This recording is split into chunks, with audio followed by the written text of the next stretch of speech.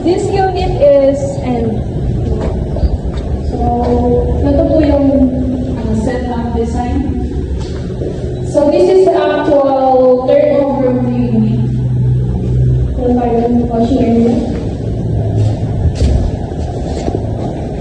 This laboratory is included.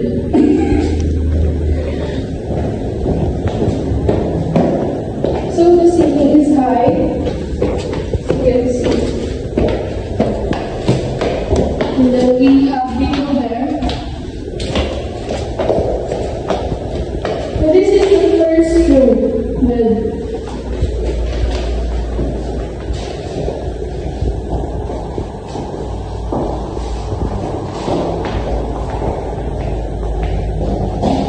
So this is the CR. The CR is located on the second building, second floor.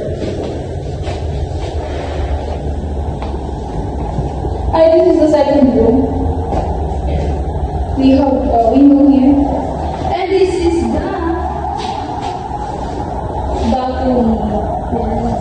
Nice. Katabi lang po siya ng privado. Ilang privado. And here is the Vista Rosa. Along the highway. Very accessible.